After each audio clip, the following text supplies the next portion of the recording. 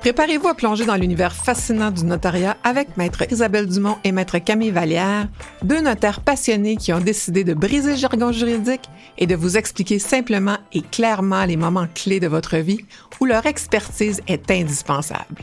Au fil des épisodes, suivez les aventures de Julien, un personnage fictif dont le parcours de vie nous permettra de découvrir les rouages de la vente immobilière, des testaments, des mandats de protection et de bien d'autres sujets.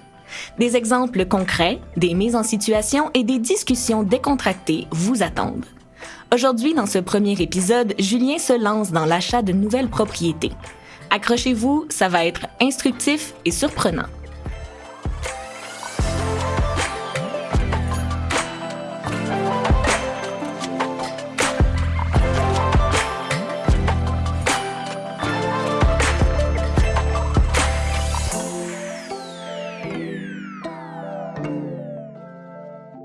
Hey, bon matin Camille, ça va bien?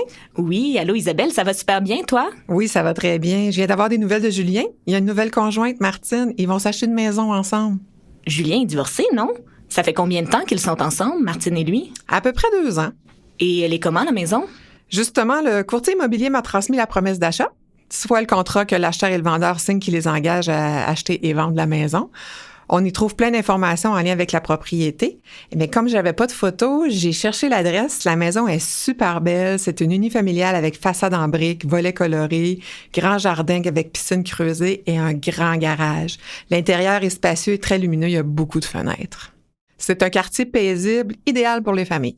Est-ce qu'il paye comptant? C'est-à-dire, est-ce qu'il l'achète en payant le prix de vente en entier, sans financement ou emprunt? Non, c'est une vente avec un financement. J'ai justement reçu les instructions hypothécaires sur notre plateforme. Puis, comme Martine ne passe pas au financement, il va y avoir des ajustements à faire. Même si ce n'est pas de cash, il faut quand même une mise de fonds. Est-ce que c'est seulement Julien qui contribue? Le créancier, la banque qui prête l'argent, va refuser qu'elle soit propriétaire sur le titre, l'acte de vente. Oui, donc les deux font une mise de fonds. Tu as raison, Martine ne peut pas être sur le titre de propriété, donc l'acte de vente, puisque la banque prétend les fonds pour l'achat refuse. Évidemment, Martine veut quand même être protégée comme tout copropriétaire le serait. Alors, Julien est seul emprunteur, les deux contribuent à la mise de fonds, mais Julien est le seul sur le titre de propriété. Il faut aussi prévoir un contrat pour protéger Martine et sa mise de fonds. Isabelle, as-tu déjà fait les recherches de titres? Une recherche de titre ou un examen de titre est une procédure pour vérifier qui est propriétaire d'un bien immobilier et détecter toute réclamation contre la propriété, de même que les charges, les servitudes ainsi que les restrictions. Elle examine les actes antérieurs, vérifie les règles de zonage et assure que la transaction est légale et transparente. Un titre est un document juridique qui établit la propriété légale d'un bien immobilier, d'une propriété. C'est une preuve que la personne nommée sur le titre est propriétaire légitime du bien. Un titre peut être un acte de vente, une cession, une donation, etc. Ces documents sont accessibles au public sur le Registre foncier du Québec. Non, je n'ai pas encore reçu la recherche de titre, mais j'ai obtenu le certificat de localisation préparé par l'arpenteur géomètre.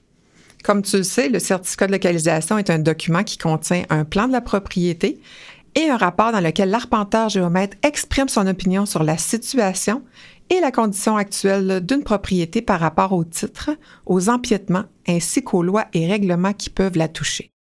Normalement, ce document est fourni par le vendeur. Il doit être à jour, donc aucune nouvelle construction et à jour sur la réglementation municipale, le zonage et généralement avoir moins de 10 ans. Il est habituellement nécessaire à toute transaction immobilière. Il doit aussi porter sur le bon immeuble. Oui, c'est exact. Je vais vérifier le certificat de localisation et ensuite je ferai mon examen de titre. Julien veut partir en vacances et le vendeur est pressé de conclure la transaction qui doit avoir lieu dans un maximum de 30 jours selon la promesse d'achat. Martine et lui voulaient signer la vente en même temps que l'hypothèque, mais comme tu le sais, il faut signer l'hypothèque quelques jours avant la vente pour pouvoir obtenir les fonds de la banque et ensuite signer l'acte de vente. C'est parfois décevant, mais c'est ça. On se reparle s'il y a quelque chose. Ne te gêne pas.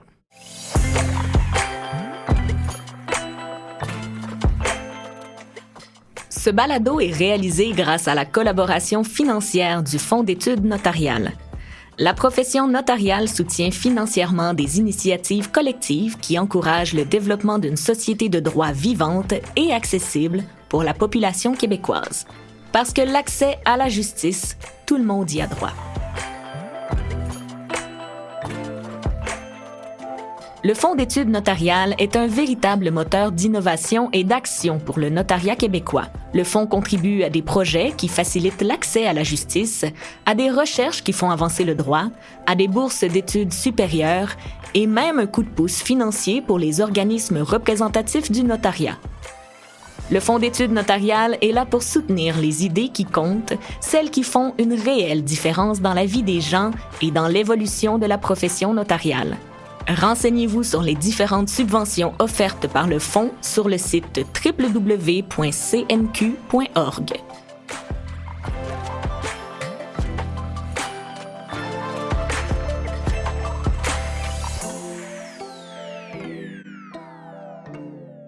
Salut Camille, j'ai rencontré Martine et Julien. La rencontre est en personne et pas par visioconférence. Ça a très bien été. Julien a signé l'hypothèque. Martine était présente, même si elle n'avait pas à signer puisqu'elle n'est pas emprunteuse et qu'elle n'est pas formellement sur le titre de propriété. J'ai quand même pris le temps d'expliquer la différence entre le prêt et l'hypothèque. Comme tu sais, un prêt, c'est de l'argent prêté par un créancier, normalement une banque ou une caisse. L'emprunteur, c'est aussi le débiteur, dans notre cas, Julien. Le prêt doit être remboursé au prêteur avec des intérêts. Les banques et les caisses prêtent de l'argent pour toutes sortes de raisons, divers besoins comme l'achat d'une auto, les études ou des projets personnels. Le remboursement se fait habituellement sur une période déterminée avec des paiements réguliers. Tandis qu'une hypothèque, c'est une garantie pour le prêteur, soit la banque. C'est le droit que l'emprunteur donne à son créancier de conserver une garantie sur sa propriété. L'emprunteur reste propriétaire, mais il donne une garantie à la banque. Le nom de cette garantie, c'est ce qu'on appelle l'hypothèque. Si l'emprunteur ne respecte pas son engagement de rembourser, la banque peut reprendre l'immeuble ou le faire vendre pour se faire payer. En d'autres termes, l'hypothèque donne l'assurance au créancier qu'il sera payé. Généralement, on appelle un prêt dont le remboursement est garanti par une hypothèque un prêt hypothécaire. Leur as-tu aussi expliqué que le montant de l'hypothèque, la garantie, est plus élevé que le montant de l'emprunt?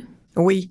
Ils étaient un peu déboussolés quand ils ont su que l'emprunt de 300 000 $ était garanti par une hypothèque beaucoup plus haute que ce montant. Mais ils ont compris que c'était normal quand j'ai expliqué que la banque se protège toujours plus que ce qu'elle prête pour faire en sorte que s'ils ne font jamais leur versement, que les intérêts s'accumulent et que ça dépasse le montant prêté par la banque, celle-ci est quand même protégée et peut reprendre tous les fonds qui lui sont dus. Et ton examen des titres? Tout semble conforme, il n'y a pas de problème apparent. J'ai redescendu même jusqu'au dépôt du lot, soit en quelque sorte la date de création du terrain à la municipalité. Un lot, c'est un peu comme le résultat de la division et de l'enregistrement des parcelles de terrain ou des unités de copropriété. C'est la délimitation physique permettant la vente et le transfert légal des immeubles. Par contre, en relisant le certificat de localisation, j'ai découvert un empiètement.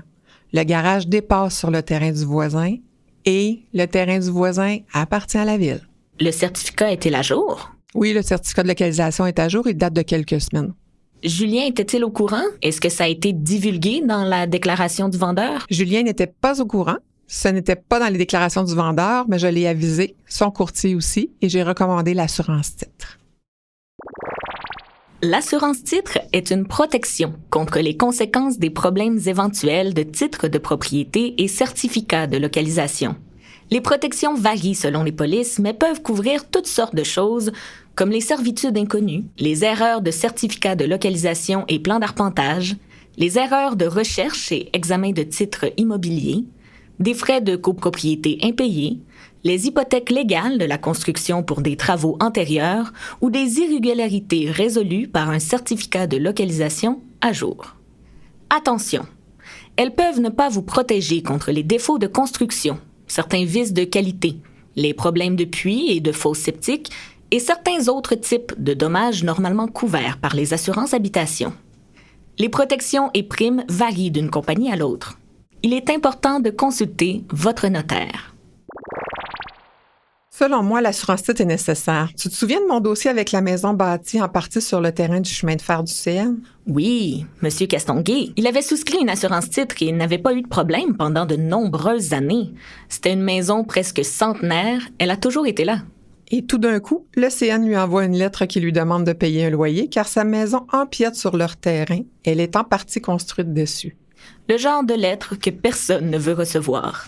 Exactement. Mais quand même, à ce moment-là, on a transmis la lettre du CN à l'assureur titre qui a négocié pour obtenir une servitude de tolérance, donc régulariser la situation. La servitude de tolérance peut être vue en quelque sorte comme une permission que la maison empiète sur le terrain. Monsieur Castonguay était bien protégé. Le jour où il voudra vendre sa maison, il n'aura aucun problème par rapport à cette situation. Et c'est l'assureur titre qui a payé tous les frais. Mais l'empiètement de la maison de Martine et Julien ressemble plus à ton dossier de Mme Trépanier. Oui, c'est vrai. Sa piscine creusée qui était sur un coin de rue empiétait sur le terrain de la ville. Lorsqu'elle m'a avisé, j'ai tenté de négocier une servitude de tolérance, mais mes interlocuteurs à la ville ne voulaient rien entendre. On a transféré le dossier à l'assureur titre et ils ont réussi à obtenir la servitude nécessaire de la municipalité. Mme Trépanier profite de sa piscine et le jour où elle revendra sa propriété, elle n'aura aucun problème puisque la servitude donne une permission, en quelque sorte, de maintenir la piscine où elle est. Donc, ici, pour prévenir les problèmes éventuels, on va prendre une assurance titre, surtout pour les protéger contre l'empiètement du garage sur le terrain de la ville. Pour l'instant, tout va bien et l'assurance titre va protéger Julien et Martine pour le futur.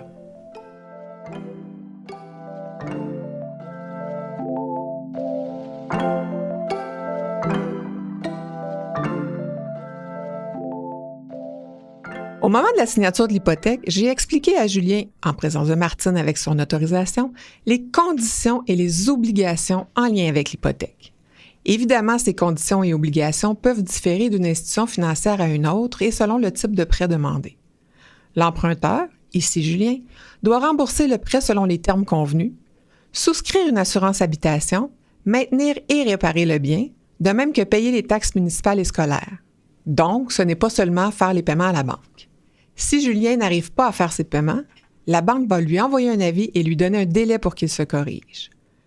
Lorsque le prêt sera remboursé, la banque doit libérer la maison de son hypothèque, de sa garantie. Martine a écouté attentivement mes explications, même si son nom n'est pas sur l'hypothèque, vu qu'elle va investir une mise de fonds elle aussi, elle veut comprendre tout le processus. Justement, pour la mise de fonds de Martine alors qu'elle n'est pas sur le titre de propriété et n'est pas emprunteuse, as-tu eu l'occasion de leur parler de la convention d'indivision? Oui, c'était entendu depuis le début, la mise de fonds n'est pas moitié-moitié. C'est normal, faut avoir conclu la convention d'indivision entre Martine et Julien, vu que le prêt sera déboursé par la banque lorsque l'hypothèque aura été inscrite, publiée au registre foncier. Tu devras avoir les mises de fonds dans ton compte en fidéicommis. Comme tu sais, pour la rédaction de la convention d'indivision, il faut identifier précisément l'immeuble et indiquer les parts de chacun.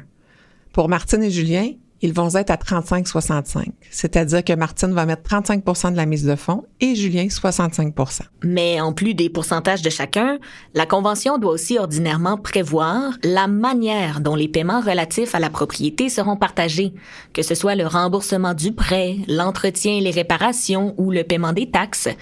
Aussi, qui gardera la maison en cas de séparation, à quelles conditions et peut-être leur intention de recourir à la médiation en cas de conflit. Oui, mais ça peut être des concepts difficiles à comprendre pour les premiers acheteurs de maison. De base, l'indivision, c'est 2 ou plusieurs propriétaires d'un seul bien qui n'est pas divisé. Donc, c'est un tout. Par opposition à la division, qui prévoit que des personnes sont copropriétaires de chacune leur part, par exemple un condo. Les propriétaires de condos sont en copropriété divise puisqu'ils ont chacun leurs propres unités. Ici, en ce qui concerne Martine et Julien, seulement Julien apparaît sur l'acte de vente, soit le titre de propriété. Aux yeux du public, et on peut voir ça au registre foncier, Julien est seul propriétaire de l'immeuble. On ne veut pas diviser la maison en parties pour que Martine soit considérée comme seul propriétaire, disons, du garage et du sous-sol et que Julien ait la cuisine, la salle de bain et le salon. On veut que les deux soient propriétaires de l'intégralité de la maison. 100 % de la résidence sera partagée en proportion de leurs parts respectives sans pour autant diviser le bien physique. D'où la copropriété indivise. C'est ça. Donc, pour que les deux soient propriétaires, on fait une convention d'indivision, qui est un contrat notarié prévoyant divers droits et obligations dont les copropriétaires sont tenus de respecter. mais aussi confirme en quelque sorte que Martine est aussi propriétaire de la maison. La convention d'indivision sera aussi publiée au registre foncier. Il faut rappeler, hypothétiquement, si Martine et Julien étaient les deux propriétaires sur les titres, ils seraient copropriétaires indivis, à part égale, donc à 50-50, par le simple effet de la loi, à moins de prévoir autrement. Mais là, dans la situation présente, la convention d'indivision est vraiment nécessaire pour protéger les droits de Martine. Une telle copropriété confère des obligations à l'égard des copropriétaires, dont des actions qu'ils doivent poser. Ils sont solidairement responsables du paiement des comptes de taxes, administrent le bien en commun, selon ce qu'ils auront convenu dans la convention. Qu'est-ce qu'ils ont décidé? Tout d'abord, j'ai dû confirmer leur intention parce que dans une convention d'indivision, il est possible de prévoir plusieurs choses comme le partage des dépenses, les obligations d'entretien, la durée de la convention, les manières de sortir de l'indivision ou d'y mettre fin, soit vendre sa part, acheter la part de l'autre ou une séparation du couple. En fait, les droits et obligations de chaque indivisaire. Il y a aussi les clauses plus plates des sanctions et conséquences dans l'éventualité où l'un des deux ne respecte pas ses obligations. Et Martine et Julien ont convenu que l'entretien, les réparations et les taxes seront payés en part égale 50-50. Pour ce qui est du remboursement du prêt hypothécaire, ce sera dans la même proportion que leur mise de fonds, soit Martine 35 % et Julien 65 %. comme on le prévoit pas mal toujours, il y aura un droit de préemption, un droit de premier refus, qui oblige Martine ou Julien à d'abord offrir sa part à l'autre avant de vendre à quelqu'un de l'extérieur. Tout à fait. Le droit de préemption, c'est un devoir, une obligation d'offrir d'abord sa part à l'autre. Donc, si Martine veut quitter l'indivision, elle doit offrir son 35 % à Julien en premier et vice-versa. Et la fin de l'indivision, le terme final de la convention d'indivision, c'est prévu comment et quand? En ce qui concerne la fin de l'indivision, le partage peut toujours être prolongé par convention, disposition testamentaire, jugement ou par l'effet de la loi. De toute façon, le Code civil prévoit que Julien ne peut pas mettre fin seul à la copropriété puisqu'il est propriétaire à 65 % et il lui faut l'accord de Martine. Cela veut dire que dans l'entente entre Martine et Julien, on peut prévoir que le partage aura lieu dans 5-6 ans, par exemple. De toute façon, la convention d'indivision doit être obligatoirement renouvelée tous les 30 ans. Ce n'est pas valide ad vitam aeternam, pour toujours. Mais selon les intentions des deux, ils pourront, d'un commun accord, la modifier et même prévoir un renouvellement à plus petit intervalle, comme 5, 10 ou 15 ans. Oui, et puisque c'est toujours possible de modifier la convention d'indivision, il le sera même possible de changer les proportions dans le futur s'il le souhaite. Si tu peux me donner un coup de main avec la rédaction de la convention d'indivision, j'apprécierais vraiment. De mon côté, je vais terminer la rédaction de l'acte de vente. On signe ça la semaine prochaine. Parfait, je m'y mets.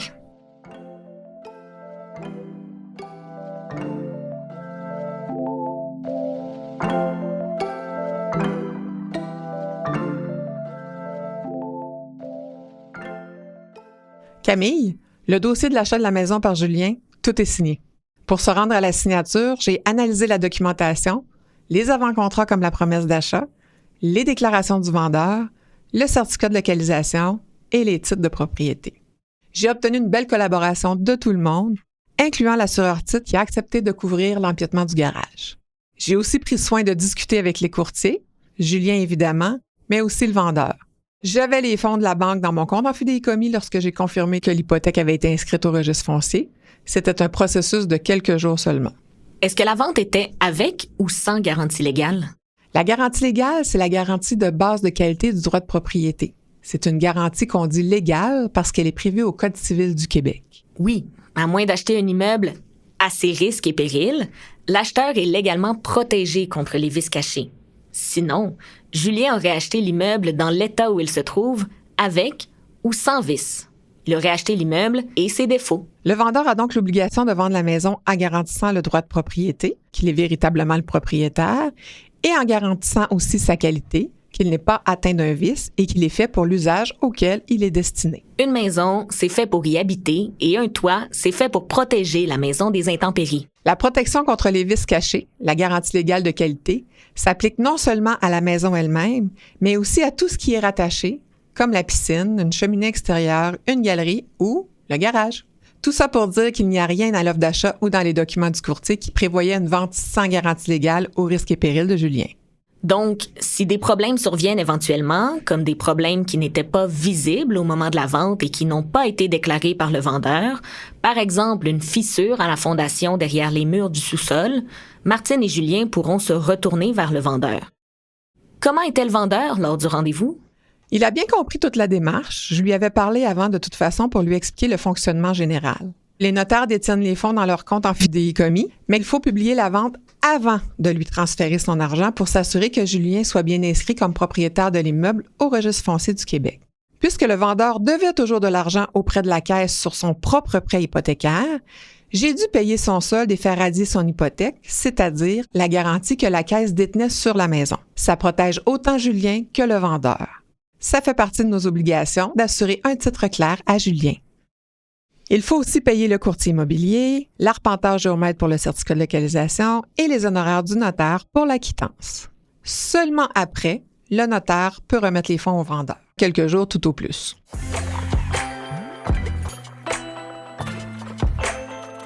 C'est quand même quelque chose faire une transaction immobilière. Après avoir reçu le mandat, on a une dizaine d'étapes. Faire l'examen des titres et la vérification du certificat de localisation. Rédiger l'hypothèque conformément aux instructions du créancier et la vente conformément à la promesse d'achat. Discuter avec les différents intervenants et rencontrer l'acheteur pour expliquer et signer l'hypothèque. Publier l'acte d'hypothèque au Registre foncier. Demander et recevoir les fonds. Rencontrer les deux parties pour la lecture et l'explication de l'acte de vente. Recevoir les signatures. Publier la vente au Registre foncier. Faire les déboursés des fonds de la vente par la suite et obtenir la quittance de l'hypothèque du vendeur en publiant sa radiation. Et tout ça doit être fait dans la plus grande impartialité avec toutes les parties. Il y a aussi des éléments ou des pratiques qui peuvent surprendre les parties lors d'achat ou de vente de maison. Oui, Julien a dit qu'il était surpris que l'achat de la maison se déroule en 2 temps. Il m'a dit qu'il y a 20 ans, il avait acheté une maison avec son ex-conjointe et qu'il avait tout signé dans la même journée. C'est vrai, mais plus maintenant. Il y a aussi la surprise du vendeur qui ne reçoit pas son chèque le jour de la signature de l'acte de vente qui doit être noté. Mais si on explique bien et à l'avance, ce n'est pas un problème. Il y a la nécessité de connaître l'état civil des parties et dans le cas de Julien qui est divorcé, j'avais besoin de son jugement de divorce. Si nos clients n'ont pas leur jugement de divorce avec eux, il est maintenant possible de récolter les informations via le Registre des droits personnels et réels mobiliers, le RDPRM. Aussi, le vendeur m'a questionné à savoir si je représentais seulement les intérêts de Julien, l'acheteur, vu que c'est lui qui m'a choisi. Je lui ai donc rappelé qu'un notaire, c'est impartial. Il n'a pas besoin d'être représenté par un autre juriste, que les intérêts du vendeur sont aussi pris en compte lors d'une telle transaction. La plupart du temps, c'est l'acheteur qui choisit le notaire, vu que ce genre de transaction est normalement financé par un prêt hypothécaire. Mais même si l'acheteur choisit le notaire, nous avons une obligation d'impartialité, de tenir compte des droits de toutes les personnes impliquées dans un dossier.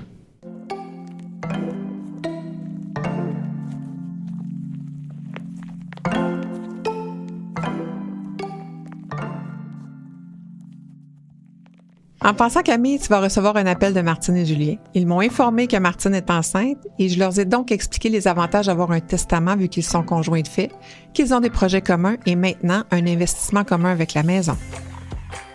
Les conjoints de fait qui ne sont pas mariés ou unis civilement ne reçoivent légalement rien l'un de l'autre dans le cas d'un décès s'ils n'ont pas de testament. Un testament notarié est très certainement une solution.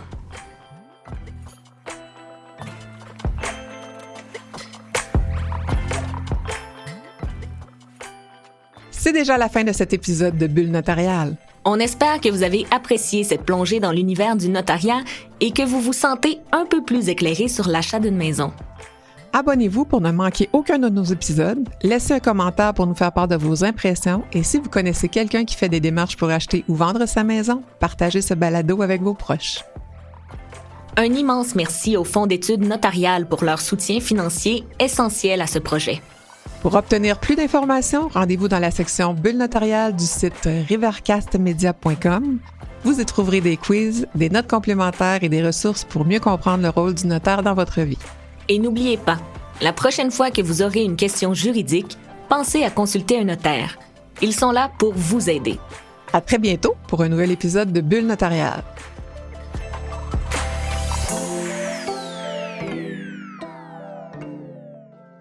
Ce balado est réalisé grâce à la collaboration financière du Fonds d'études notariales.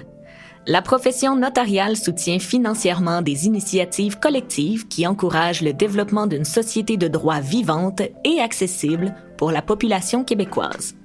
Parce que l'accès à la justice, tout le monde y a droit.